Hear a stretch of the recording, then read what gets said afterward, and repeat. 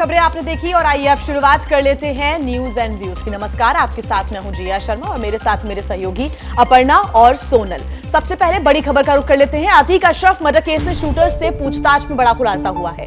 दरअसल सूत्रों के मुताबिक दिल्ली के जितेंद्र गोगी गैंग के संपर्कों से शूटर्स को हथियार मिले थे और बाबर के जरिए गोगी गैंग के संपर्क में ये शूटर्स थे। तीनों ही शूटर्स से गोगी गैंग एनसीपी में बड़ी वारदात की प्लानिंग कर रहा था। लॉरेंस के करीबी रहे जितेंद्र गोगी की सितंबर 2021 में दिल्ली की रोहिणी कोर्ट में हत्या कर दी गई थी। ज्यादा जानकारी के साथ सहयोगी वरुण हमारे साथ जुड़े हुए हैं। वरुण, अब लगातार खुलासे हो रहे हैं शूटर्स के द्वारा, अब क्या बताया गया है? नया ताजा अपडेट बताएं। बेहद अहम और चौंकाने वाली बात जो शूटर्स है उन्होंने बताई है कि दिल्ली का जो जितेंद्र गोगी गैंग है उनके ही जो गुर्गे हैं, संपर्क है, उन्हीं के जरिए इनको हथियार मिले थे। आपको बताऊं, जितेंद्र गोगी की रोहिणी कोर्ट में हत्या कर दी गई थी और जितेंद्र गोगी लॉरेंस बिश्नोई का बेहद खास है। जितेंद्र गोगी की हत्या के बाद जो दीपक बॉक्सर गैंगस्टर है उसने इस गैंग की कमान संभाल ली थी और हाल ही में दीपक बॉक्सर को दिल्ली पुलिस की स्पेशल सेल मेक्सिको से पकड़ कर लाई है। तो कहीं ना कहीं जिस तरीके से जितेंद्र गोगी गैंग से तार जुड़े हैं इन तीनों शूटर्स के, वो बेहद चौंकाने वाले हैं। और इन्होंने ये भी बताया कि इस जितेंद्र गोगी गैंग ने इन्हें एनसीआर में एक बड़ी वारदात को अंजाम देने के लिए ये हथियार दिए थे और इसी के चलते जो एनसीआर चैनल की आईडी और जो कैमरा था वो जितेंद्र गोगी की गैंग की तरफ से इन्हें प्रोवाइड कराया गया था। पूरी जो स्ट्रेटेजी प्लानिंग है वो भी इन्होंने पुलिस के सामने रखी कि किस तरीके से 12 अप्रैल को ये प्रयागराज पहुंचे थे और 13 अप्रैल को कोर्ट में ही अतीक अशरफ को मारने की प्लानिंग थी, लेकिन मार नहीं पाए। उसके बाद इन्होंने रैकी करी और अस्पताल के अंदर इस वारदात को अंजाम दिया। तो कई बड़े चौंकाने वाले खुलासे हो रहे हैं जिनको पुलिस और ये खुलासे अब आगे भी लगातार होते रहेंगे, इससे तफ्तीश आगे बढ़ेगी। बहुत शुक्रिया आपका इस पूरी जानकारी के लिए वरुण। और सीधा एक बड़ी खबर आपको बता दें, माफिया अतीक अहमद की फरार पत्नी शाइस्ता परवीन पर यूपी पुलिस और एसआईटी का शिकंजा कस चुका है। पुलिस के मुताबिक शाइस्ता की लोकेशन मिल गई है और प्रयागराज से सटे यूपी के कौशाम्बी जिले में गंगा के कछार और आसपास के गांव में उसकी तलाशी चल रही है। ड्रोन कैमरे के जरिए आसपास के गांव की हर हलचल पर नजर रखी जा रही है। 50,000 की इनामी वाली माफिया क्वीन शाइस्ता की तलाश में एसटीएफ चप्पा चप्पा खंगाल रही है। माफिया क्वीन की गिरफ्तारी के लिए एसटीएफ ने यूपी के कौशाम्बी के 3 अलग अलग ठिकानों पर रेड मारी। शाइस्ता की तलाश में कौशाम्बी के उज्जैनी, सैयद सरावा और महगांव में छापेमारी की गई।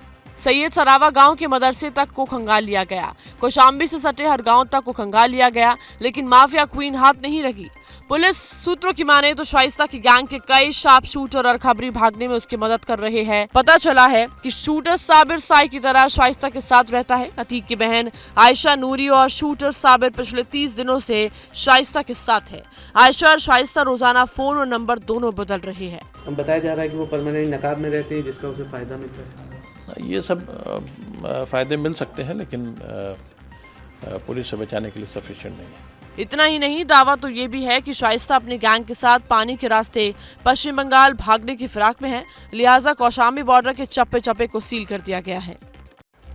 और वरुण हमारे साथ जुड़ गए ज्यादा जानकारी देने के लिए। वरुण, अब उसकी लोकेशन ट्रेस हो गई है, कौशाम्बी लोकेशन बताई जा रही है, क्या कुछ अभी ताजा अपडेट? देखिए, बिल्कुल जो सूत्रों का कहना है कि शाइस्ता की जो लोकेशन है प्रयागराज और उसके आसपास के इलाकों में ही बार बार लोकेट हो रही है। जो चाहे कौशाम्बी हो चाहे कछार का वो इलाका हो जो कि यमुना और गंगा से जुड़ा है, इन रास्तों के इन्हीं के आसपास के जो छोटे छोटे गांव हैं जहाँ पर मिक्स कम्युनिटी रहती है, वहां पर बार बार शाइस्ता की लोकेशन ट्रेस हो रही है। पुलिस जब तक पहुंच रही है 2 कदम आगे शाइस्ता वहां से भागने में कामयाब हो रही है। सूत्र इस बात की जानकारी दे रहे हैं कि शाइस्ता की कोशिश है कि वो पानी के रास्ते किसी तरह पश्चिम बंगाल निकल जाए। अगर वो यमुना के रास्ते कोशिश करती है तो फिर वो मिर्जापुर होते हुए भी पश्चिम बंगाल जा सकती है। ऐसे कई रास्ते हैं जहां से वो भागने की कोशिश कर रही है, लेकिन लगातार पुलिस की कॉम्बिंग के चलते अब तक कामयाब नहीं हो पाई है।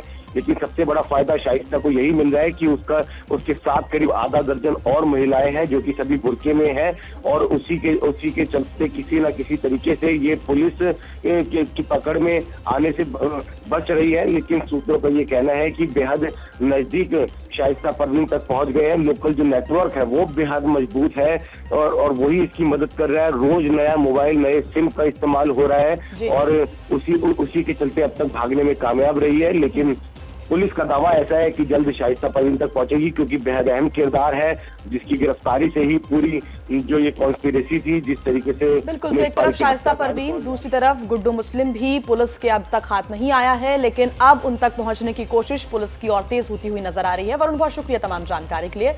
बढ़ते आगे तो अतीक और अशरफ मर्डर केस में यूपी पुलिस की एसआईटी शूटर से पूछने के लिए 60 सवालों की लिस्ट यूपी पुलिस की ओर से तैयार की गई है। आज उन्हें घटनास्थल पर ले जाकर क्राइम सीन भी रिक्रिएट किया जा सकता है। अतीक और उसके भाई को मारने वाले लवलेश तिवारी, अरुण मौर्य और सनी सिंह के सीने में क्या राज दफन है, ये जानने के लिए पूरा देश बेचैन है। पुलिस को ये राज उगलवाने के लिए 23 अप्रैल को शाम 5 बजे तक का फिलहाल समय मिला है। तीनों आरोपियों को सीजेएम कोर्ट ने 99 घंटे की पुलिस रिमांड पर भेज दिया है। प्रयागराज में पुलिस लाइंस में एसआईटी की टीम ने कल दोपहर 2 बजे से ही पूछताछ शुरू कर दी है। इसके लिए 3 टीमें बनाई गई है। एसआईटी ने शूटर से पूछने के लिए करीब 60 सवालों की लिस्ट तैयार की है।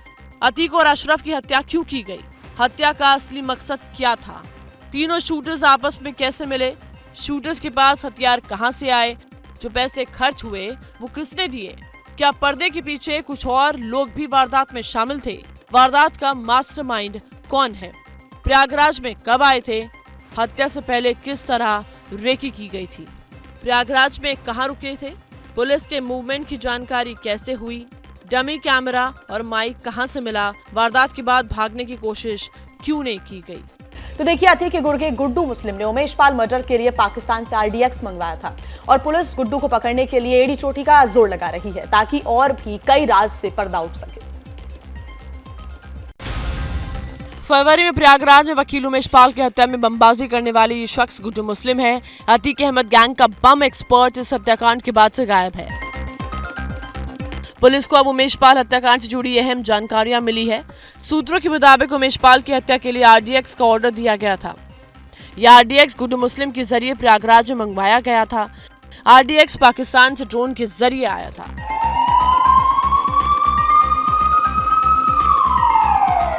गुड्डू मुस्लिम के पकड़े जाने के बाद ही RDX वाले राज से पर्दा उठ सकता है। पुलिस उसे पकड़ने की लगातार कोशिश कर रही है। सूत्रों के मुताबिक जांच एजेंसियों को अतीक, अशरफ और गुड्डू मुस्लिम के हवाला रूट का पता चल गया है। हवाला के जरिए ISI को हथियारों का पेमेंट करते थे। गुड्डू के कहने पर हवाला ऑपरेटर पैसे पाकिस्तान भिजवाते थे। पैसा यूपी से मुंबई, बैंगलोर, काठमांडू, दुबई के जरिए कराची पहुंचता था। सूत्रों के मुताबिक गुड्डू मुस्लिम और अतीक के इशारों पर काम करने वाले 2 हवाला ऑपरेटर जांच एजेंसियों के रडार पर है।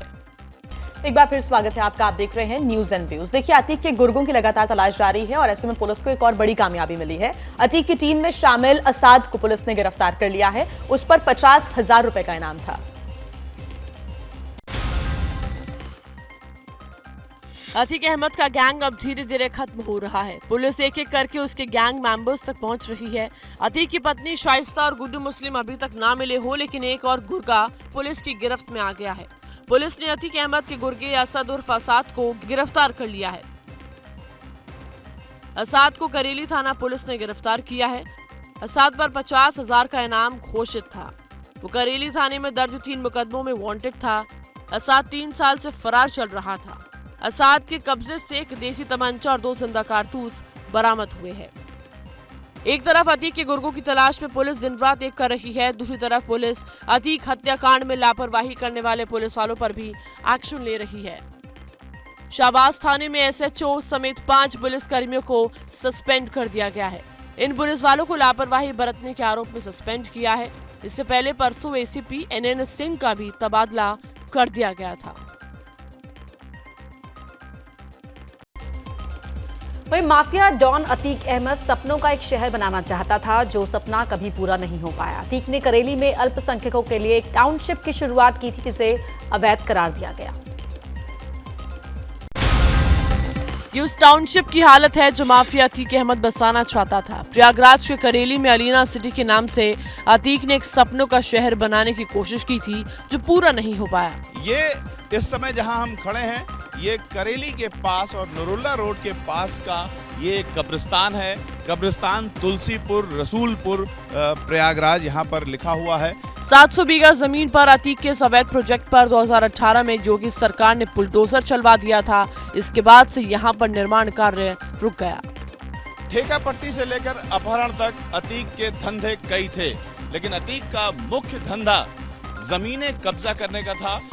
बने बनाए मकान पर कब्जा कर लेना, प्लॉट पर कब्जा कर लेना और जिसकी जमीन कब्जा किया है उस पर दबाव डाल करके समझौता कराना। अतीक के नाम के चलते अलीना सिटी में जितने लोग बसे थे सबके मकान तोड़ दिए गए। योगी राज में इस जगह को दोबारा सरकारी जमीन घोषित कर दिया गया है। एक बार फिर बहुत स्वागत है आपका। आप देख रहे हैं एबीपी न्यूज पर news and views. Uttar Pradesh के एक और माफिया डॉन मुख्तार अंसारी की पत्नी अफशा अंसारी भी लंबे समय से फरार है। पुलिस ने अफशा अंसारी पर इनाम 25,000 से बढ़ाकर 50,000 कर दिया है।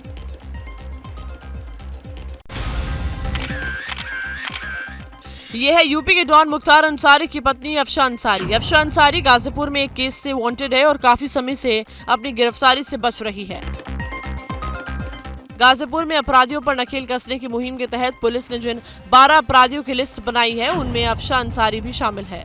पुलिस ने अफशा पर इनाम की रकम 25,000 से बढ़ाकर 50,000 रुपए रख दी है। अफशा अंसारी के खिलाफ धारा 406, 420, 386 और 506 के तहत मुकदमा दर्ज है। अफशा पर 5 मार्च को 25,000 का इनाम घोषित किया गया था। 13 अप्रैल को इनाम बढ़ाकर 50,000 रुपए किया गया है। अभी जनपद में विभिन्न इनामी अपराधी जो हैं वो 12 हैं जिनकी गिरफ्तारी के भरसक प्रयास चल रहे हैं। अफशा के अलावा डॉन मुख्तार अंसारी के करीबी जाकिर हुसैन पर भी इनामी राशि बढ़ाई गई है। उस पर भी इनामी राशि 25,000 से बढ़ाकर 50,000 कर दी गई है। डॉन मुख्तार अंसारी खुद बांदा की जेल में बंद है। राहुल गांधी को मिली 2 साल की सजा पर रोक लगेगी या नहीं, इस पर सूरत की कोर्ट आज अपना फैसला सुनाएगी। मोदी सरनेम को लेकर मानहानि के केस में अदालत ने राहुल को 2 साल की सजा सुनाई थी। मोदी सरनेम केस में राहुल गांधी की 2 साल की सजा बरकरार रहेगी या रोक लगेगी, इस पर आज फैसला आएगा। सूरत के सेशंस कोर्ट में पिछले हफ्ते दोनों पक्षों की दलीलें सुनने के बाद कोर्ट ने फैसला सुरक्षित रख लिया था। राहुल के वकील RS चीमा ने कोर्ट में तर्क दिया था कि राहुल की टिप्पणी को लेकर मानहानि का केस उचित नहीं था। साथ ही केस में अधिकतम सजा की भी जरूरत नहीं थी। धारा 389 में अपील लंबित होने पर सजा के निलंबन का प्रावधान है। उन्होंने कहा था सत्ता एक अपवाद है, लेकिन कोर्ट को सजा के परिणामों पर विचार करना चाहिए। दूसरी तरफ याचिकाकर्ता पुर्णेश मोदी ने कोर्ट में दाखिल अपने जवाब में राहुल गांधी की याचिका का विरोध करते हुए कहा कि राहुल बार बार मानहानि वाला बयान देने के आदी है। 23 मार्च को मानहानि वाले केस में राहुल गांधी को 2 साल की सजा सुनाई गई थी। सजा सुनाई जाने के अगले ही दिन लोकसभा से उनकी सदस्यता रद्द कर दी गई थी। राहुल केरल के वायनाड से सांसद थे।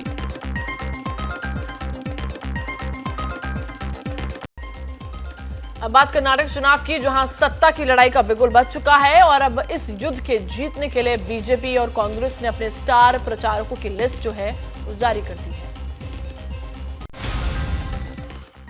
ये वो 40 नाम हैं जिन्हें कांग्रेस ने कर्नाटक चुनाव में स्टार प्रचारक बनाया है। इन 40 नामों में सचिन पायलट का नाम नदारद है, जबकि 24वें नंबर पर अशोक गहलोत का नाम चस्पा है। कांग्रेस की ये लिस्ट भले कर्नाटक चुनाव के लिए हो, लेकिन इस प्रेस रिलीज ने राजस्थान की सियासत को गरमा दिया है और सवाल उठने लगे हैं। क्या आला कमान का हाथ गहलोत के साथ है? क्या पायलट के अपनी ही सरकार के खिलाफ प्रदर्शन से आला कमान नाराज है? क्या गहलोत फिर पायलट पर 20 साबित हुए हैं? वो भी तब जब पायलट हिमाचल चुनाव में ऑब्जर्वर थे और वहां कांग्रेस ने जीत दर्ज की थी। उधर बीजेपी ने भी कर्नाटक चुनाव के लिए अपने स्टार प्रचारकों की लिस्ट जारी की है। बीजेपी की लिस्ट में पीएम मोदी, अमित शाह और जेपी नड्डा के साथ साथ सीएम योगी और हेमंत बिस्व शर्मा को भी शामिल किया गया है। कर्नाटक में एक ही चरण में 10 मई को मतदान होगा और 13 मई को नतीजे आएंगे। कर्नाटक के रण में कौन मारेगा बाजी, ये आपको सबसे पहले एबीपी न्यूज पर सबसे पहले और सबसे सटीक देखने को मिलेगा। और अब बात एनजीओ ऑक्सफेम इंडिया की, जो पिछले कुछ वक्त से वित्तीय अनियमितताओं को लेकर चर्चाओं में था। अब सीबीआई ने ऑक्सफेम इंडिया के खिलाफ एफआईआर दर्ज की है। भारत में सामाजिक कार्य करने का दावा करने वाली एनजीओ ऑक्सफैम इंडिया मुश्किलों में है। सीबीआई ने एफआईआर दर्ज कर ऑक्सफैम इंडिया के दिल्ली वाले दफ्तर पर छापेमारी की है। इस महीने केंद्रीय गृह मंत्रालय ने ऑक्सफैम इंडिया के खिलाफ सीबीआई जांच की सिफारिश की थी। गृह मंत्रालय की सिफारिश के बाद सीबीआई ने एफआईआर दर्ज की है, जिसमें आरोप है ऑक्सफाम इंडिया ने FCRA एक्ट 2020 लागू होने के बाद भी पैसों को विदेशी खातों में अलग अलग संस्थाओं के जरिए ट्रांसफर करना जारी रखा था। ऑक्सफाम इंडिया को 2013 और 2016 के बीच नामित बैंक खाते की बजाय सीधे अपने विदेशी योगदान उपयोग खाते में लगभग 1.5 करोड़ रुपए प्राप्त हुए। यानी ऑक्सफाम इंडिया पर कानून का उल्लंघन और विदेश फंडिंग में शामिल होने का आरोप है। हालांकि ऑक्सफाम इंडिया ने बयान जारी कर सभी सरकारी एजेंसियों के साथ सहयोग की बात कही है और साथ ही सरकार की कार्रवाई के खिलाफ दिल्ली हाईकोर्ट में दायर याचिका के बारे में बात की है। तो अब बात करते हैं छापेमारी की, जहां बॉलीवुड के प्रोड्यूसर्स के ठिकानों पर छापेमारी हुई है। कहां हुई है और कौन है वो प्रोड्यूसर्स, आइए आपको दिखाते हैं।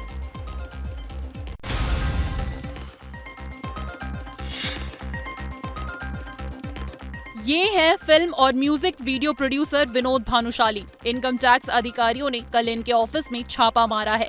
कल सुबह से उनके ऑफिस में छापेमारी चल रही थी। उन्होंने कबीर सिंह, साहो जैसी फिल्मों को प्रोड्यूस भी किया है। विनोद भानुशाली काफी लंबे समय से टी सीरीज से जुड़े हुए थे। छापा उनके बांद्रा कुर्ला कॉम्प्लेक्स के भानुशाली स्टूडियो लिमिटेड में डाला गया।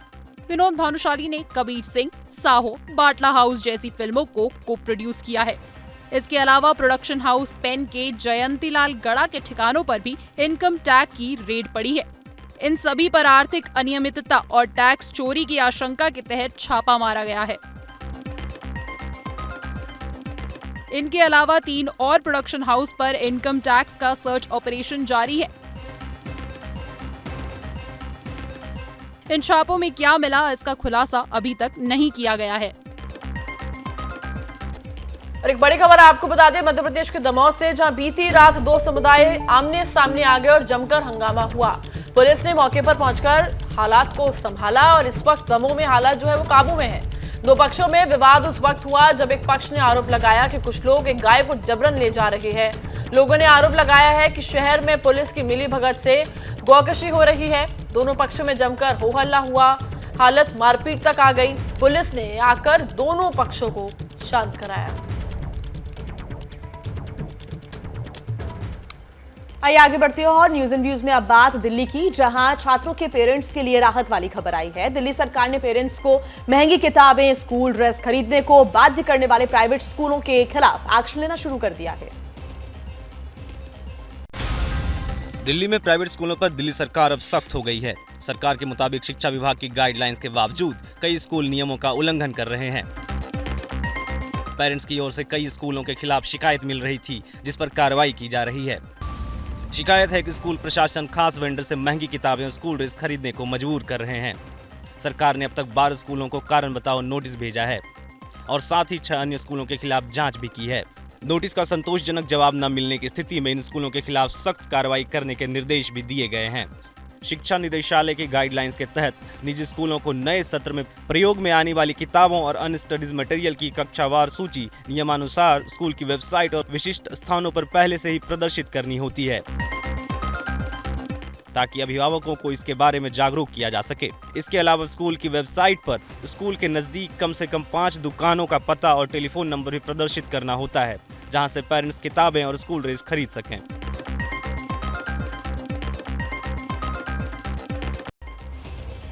दुनिया में सबसे ज्यादा आबादी वाला देश बन गया है भारत। भारत की आबादी 142 करोड़ के पार हो गई है। वहीं देश की बढ़ी हुई आबादी के लिए केंद्रीय मंत्री गिरिराज सिंह ने धर्म विशेष को जिम्मेदार ठहराया है। 142 करोड़ 46 लाख, ये वो नंबर है जिसने इंडिया को दुनिया में सबसे ज्यादा आबादी वाला मुल्क बना दिया। यूएन की एजेंसी के मुताबिक हिंदुस्तान की आबादी 142 करोड़ के आंकड़े को पार कर चुकी है और इसका दूसरा मतलब ये है कि भारत ने आबादी के लिहाज से चीन जैसे मुल्क को पीछे छोड़ दिया है। यूनाइटेड नेशन पॉपुलेशन फंड की रिपोर्ट में सामने आया है कि भारत में अब चीन के मुकाबले करीब 30 लाख लोग ज्यादा हैं। चीन की जनसंख्या 142 करोड़ 57 लाख है, जबकि भारत अब 143 करोड़ के आंकड़े को छूने वाला है। यूएन की रिपोर्ट के मुताबिक एक साल में भारत की जनसंख्या 1.56% बढ़ी है। केंद्रीय मंत्री गिरिराज सिंह ने बढ़ती आबादी के लिए मुस्लिम समुदाय को जिम्मेदार ठहराया है। उन्होंने एक बार फिर जनसंख्या पर कड़े कानून की मांग की है। धर्म के चश्मे से देखेंगे या भारत के चश्मे से देखेंगे? धर्म के चश्मे से देखने वाले लोग विरोध करेंगे कि ये मुसलमानों का विरोध कर रहे हैं। ये बढ़ती हुई आबादी विकास पर रोड़े अटकाने वाला है। अब बात कोरोना के कहर की, जिसके बढ़ते आंकड़े एक बार फिर से डराने लगे हैं, तो दूसरी तरफ प्रशासन भी अलर्ट मोड पर नजर आ रही है। राजधानी दिल्ली के भीड़ वाले इलाके में अगर आप भी कुछ इस तरह बेफिक्र में घूम रहे हैं तो सावधान होने का वक्त आ गया है, क्योंकि राजधानी दिल्ली में कोरोना एक बार फिर तेजी से पैर पसार रहा है। पिछले 24 घंटे में दिल्ली में कोरोना के 1767 नए मामले सामने आए हैं। 6 लोगों ने कोरोना से जान गंवाई है और कोरोना का संक्रमण दर 28.63% तक पहुंच चुका है। दिल्ली में कोरोना के केस लगातार बढ़ रहे हैं, तो बाकी राज्यों में कोविड चिंता का विषय बना है। वाराणसी में बीएचयू हॉस्पिटल में मास्क अनिवार्य कर दिया गया है। कोरोना के बढ़ते मामलों पर केंद्र सरकार की नजर भी बनी हुई है। कल प्रधानमंत्री के सचिव पीके मिश्रा ने तैयारियों के स्तर और स्वास्थ्य निगरानी की समीक्षा बैठक भी ली। सूत्रों के मुताबिक अधिकारियों को जिला स्तर के अस्पतालों में बुनियादी सुविधाएं सुनिश्चित करने की सलाह दी। फिलहाल 8 राज्य केरल, दिल्ली, महाराष्ट्र, हरियाणा, उत्तर प्रदेश, तमिलनाडु, कर्नाटक और राजस्थान में कोरोना केस सबसे ज्यादा है। आइए अब बात कर लेते हैं मौसम की, जहां इस वक्त दुनिया के देश के कई इलाकों में पारा लगातार बढ़ता जा रहा है। देश की बात करें तो देश के 10 राज्यों में हीट वेव ने कहर बरपा रखा है, तो वहीं पहाड़ों में बरस रही बूंदों ने उत्तर भारत में राहत की उम्मीद जताई है। उत्तर हो या दक्षिण, पूरब हो या पश्चिम, पूरा देश फिलहाल गर्मी से झुलस रहा है। लेकिन गर्मी की इस तापिश के बीच उत्तर भारत के लिए पहाड़ों से राहत की खबर आ रही है। तस्वीरें उत्तराखंड की राजधानी देहरादून की है, जहां कल दिन भर झमाझम बारिश हुई। पहाड़ों पर हुई इस बारिश से उम्मीद जताई जा रही है कि उत्तर भारत में गर्मी का सितम थोड़ा कम होगा। हालांकि बाकी इलाकों में लू का प्रकोप और बढ़ सकता है और इसलिए प्रशासन अलर्ट मोड में भी आ चुका है। ये तस्वीरें बिहार की है, जहां कई इलाकों में पारा 43 डिग्री के आंकड़े को पार कर चुका है और गर्मी से सामना करने के लिए गया में हीट स्ट्रोक वार्ड बनाया गया है। वहीं यूपी के लखनऊ में गर्मी के चलते स्कूलों में समय परिवर्तन किया गया है। अब स्कूल सुबह 7:30 बजे खुलेंगे। गर्मी से इंसान ही नहीं, बेजुबान भी परेशान है। तस्वीरें हरिद्वार से सटे राजाजी नेशनल पार्क की है, जहां वन्य जीवों के लिए वाटर होल्स तैयार किए गए हैं ताकि पानी की तलाश में जंगली जानवर शहरों की तरफ ना कूच करे। हालांकि उत्तराखंड के कई इलाकों में इंद्रदेव दस्तक दे चुके हैं। वहीं अयोध्या में रामलला की मूर्ति का काम अगले महीने यानी मई से शुरू हो जाएगा। रामलला की मूर्ति कर्नाटक के श्यामवर्ण पत्थरों से बनेगी। इन शिलाखंडों से रामलला की जिस मूर्ति की स्थापना होनी है उसकी ऊंचाई 52 इंच होगी, जबकि संरचना 5 साल के बालक की होगी, जिसके बाएं कंधे पर धनुष होगा। बाल स्वरूप की मूर्ति खड़े हुए रामलला की होगी, जबकि किन शिलाखंडों से इसका निर्माण होगा, इसके लिए मूर्ति कला विशेषज्ञ लगातार टेस्टिंग कर रहे हैं। राम मंदिर ट्रस्ट सूत्रों की माने तो कर्नाटक से आए शिलाखंड रामलला की मूर्ति बनाने के लिए सबसे उपयुक्त पाए गए हैं, जबकि कर्नाटक के ही रहने वाले और देश के जाने माने मूर्ति कला विशेषज्ञ अरुण योगीराज रामलला की मूर्ति का निर्माण करेंगे। मैसूर से मूर्तिकार अरुण योगीराज नाम के मूर्तिकार वो आ रहा है। वो पत्थर को चुनौती करता है, कृष्णशिला से होगा, शायद इसका चुनौती करेंगे। ट्रस्ट के अधिकारियों के मुताबिक रामलला की मूर्ति बनाने के लिए 3 जगह से पत्थर आए हुए हैं। ये जगह है नेपाल, कर्नाटक और राजस्थान। मूर्ति और पत्थरों के एक्सपर्ट्स अभी उपयुक्त मूर्ति के डिजाइन का चुनाव करेंगे। इसके बाद अगले महीने यानी मई से मूर्ति पर काम शुरू कर दिया जाएगा। अब बात एप्पल स्टोर की, जिसकी शुरुआत कल मुंबई में हुई और दिल्ली वाले स्टोर की ओपनिंग के लिए एप्पल के सीईओ टिम कुक राजधानी में पहुंच चुके हैं। तस्वीरें दिल्ली के साकेत में स्थित सिलेक्ट सिटी मॉल की है, जहां एप्पल स्टोर खुलने को तैयार है, लेकिन उससे पहले ही एप्पल स्टोर के बाहर लोगों का मजमा जुटने लगा है और लोगों के इस इंतजार को खत्म करने के लिए एप्पल के सीईओ लिए टिम कुक दिल्ली पहुंच चुके हैं और आज साकेत मॉल में एप्पल स्टोर का शुभारंभ करेंगे। इससे पहले टिम कुक ने दिल्ली में पीएम मोदी से मुलाकात की और स्वागत के लिए उनका आभार जताया, तो पीएम ने भी मुलाकात को शानदार बताया। इससे पहले टिम कुक ने इलेक्ट्रॉनिक्स और सूचना प्रौद्योगिकी मंत्रालय के राज्य मंत्री राजेश शेखर से भी मुलाकात की। आज टिम कुक दिल्ली में हैं, तो कल मुंबई में उन्होंने भारत के पहले एप्पल स्टोर का शुभारंभ किया। साथ ही बैडमिंटन अकेडमी में कोच गोपीचंद पुलेला, खिलाड़ी साइना नेहवाल और श्रीकांत कंदाबी समेत कई खिलाड़ियों से मुलाकात की। देखिए, इस साल का पहला सूर्य ग्रहण शुरू हो गया है। 100 साल बाद ऐसा सूर्य ग्रहण लगा है। हालांकि ये सूर्य ग्रहण भारत में दिखाई नहीं दे रहा, इसलिए जानकार इसका भारत पर असर भी नहीं मान रहे हैं। शुरू हो गया है साल का पहला सूर्य ग्रहण। सुबह 7:04। यही वो समय है जब दुनिया के कई हिस्सों में चंद्रमा सूर्य के बीच आ गया है और दुनिया के कई हिस्सों में सूर्य की रोशनी मध्यम होने लगी है। सूर्य ग्रहण दोपहर 12:29 तक रहेगा। साल 2023 का ये पहला सूर्य ग्रहण है। खगोलीय और ज्योतिषीय गणना के मुताबिक करीब 100 साल बाद ऐसा सूर्य ग्रहण लगा है। हालांकि ये सूर्य ग्रहण भारत में नहीं दिखाई दे रहा। दुनिया के कई हिस्सों में सूर्य ग्रहण तीनों रूप में दिख रहा है। तीनों रूप यानी आंशिक, पूर्ण, कुंडलाकार सूर्य ग्रहण। ऐसे सूर्य ग्रहण को हाइब्रिड कहते हैं। ऐसा सूर्य ग्रहण सदी में कुछ ही बार दिखता है। धार्मिक मान्यताओं के मुताबिक सूर्य ग्रहण के 12 घंटे पहले सूतक काल शुरू हो जाता है। सूतक में भगवान की पूजा नहीं होती और मंदिरों के कपाट बंद कर दिए जाते हैं। जानकारों के मुताबिक सूर्य ग्रहण भारत में नहीं दिख रहा है, इसलिए सूतक से जुड़ी मान्यताएं भी नहीं होंगी। क्या मजबूरी है मेरी, बताइए। मैं अभी आपको बताती हूँ कि मैंने ओए होए होए होए नमकीन के चटकारे लेते हुए टकटकी मार के डिबेट शो को पॉज रिपीट कर करके देख रहे हैं जोगिंदर जी। इनकी तरह आप भी देखें अपनी फेवरेट डिबेट्स को रिपीट कर और डाउनलोड कीजिए एबीपी लाइव ऐप अपने स्मार्ट टीवी पर।